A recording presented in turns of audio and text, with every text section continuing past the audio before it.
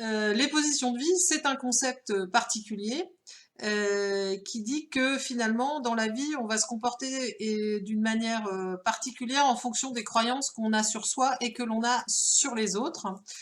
Et que ces croyances-là vont servir à justifier aussi d'ailleurs nos comportements et les décisions qu'on prend dans la vie. Alors, le tableau, il se lit comme ça. Vous allez avoir, donc, si j'arrive à faire mon petit stylet. Premièrement, la façon dont on se voit soi. Est-ce que je suis quelqu'un qui est OK? C'est-à-dire, est-ce que je suis quelqu'un de suffisamment bien, hein, comme disait Winnicott? Est-ce que je suis une professionnelle suffisamment bonne? Est-ce que je suis un parent suffisamment bon? Ou bien, au contraire, tout en bas, est-ce que je ne suis pas à la hauteur? Est-ce que je ne suis pas OK? Est-ce que je me dévalorise? Ensuite, il y a la façon dont on va voir les autres. Est-ce que je pense que les autres sont OK? Est-ce que je pense que mes collègues sont à peu près potables? Bon, bah voilà, c'est des collègues, c'est des êtres humains, ils sont pas tout à fait parfaits, mais en même temps, voilà, ils font plutôt la plupart du temps à peu près bien leur travail.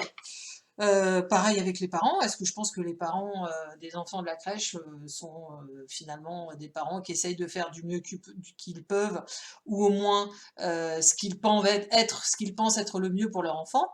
Ou bien est-ce que je pense que les autres, c'est vraiment tous des nuls, ils sont voilà, ils sont bêtes, les parents sont laxistes, ah il nous faudrait une bonne petite guerre pour remettre les choses en place, etc.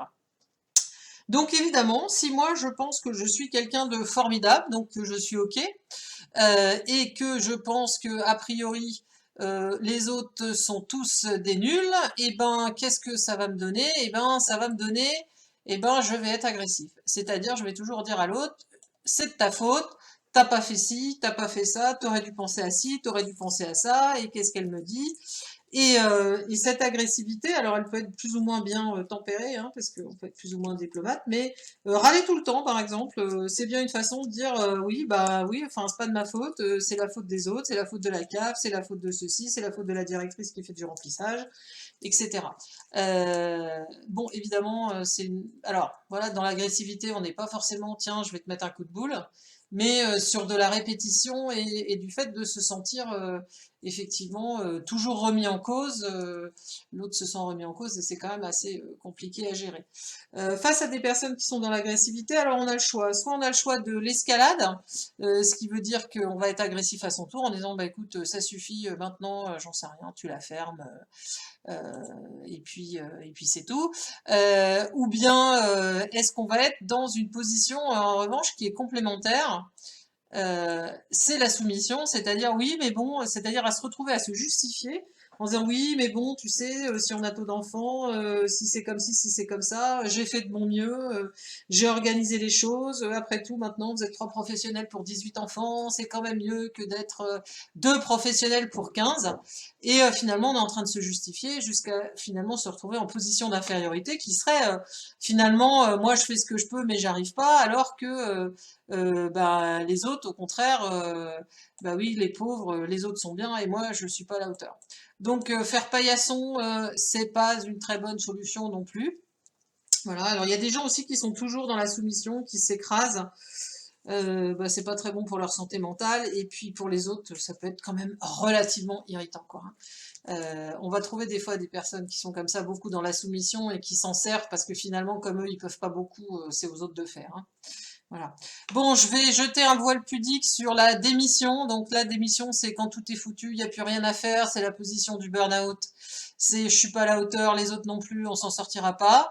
Voilà, donc ça c'est un discours extrêmement négatif qui peut quand même saper le moral si on laisse faire trop longtemps. Peut-être que quand il y a des gens qui en sont là, faut peut-être qu'ils changent de boulot.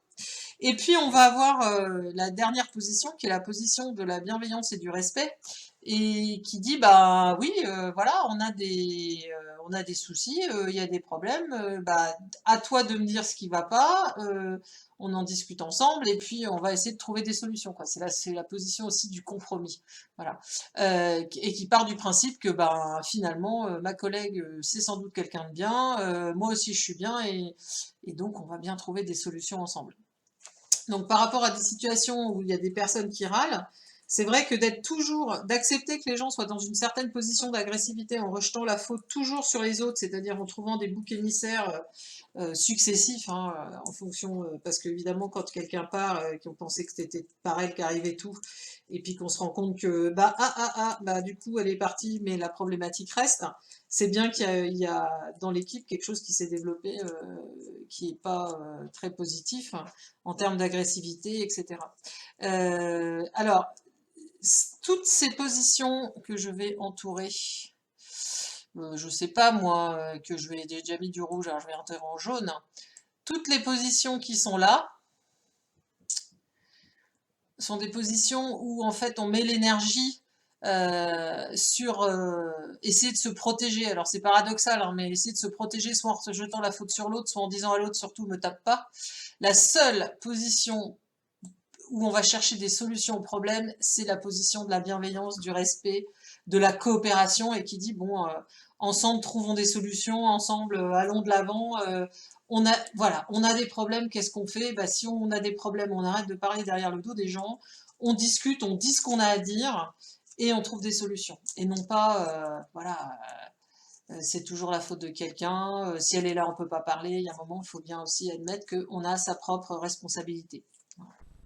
Donc, pour terminer, voilà, cette explication théorique, la position de coopération qu'on peut avoir avec les parents quand on est en position d'assistante maternelle, c'est vraiment cette idée que, voilà, on a un souci, on a des problèmes, on va partir du principe que le parent, la plupart du temps, il fait ce qu'il croit être bien pour son enfant.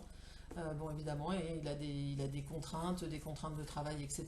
Mais très certainement, il fait ce qu'il pense être bien. Vous avez des connaissances, vous pensez aussi savoir ce qui est bien pour l'enfant, et ensemble on discute pour trouver des solutions. C'est-à-dire que le truc un peu stérile de savoir à qui c'est la faute, qui a raison, qui a tort, en fait ça sert pas à grand-chose, hein. L'important c'est, voilà, qu'est-ce qu'on fait ensemble, qu'est-ce qu'on dit, qu'est-ce qu'on discute, qu'est-ce qu'on trouve comme solution. Et c'est vraiment le plus important.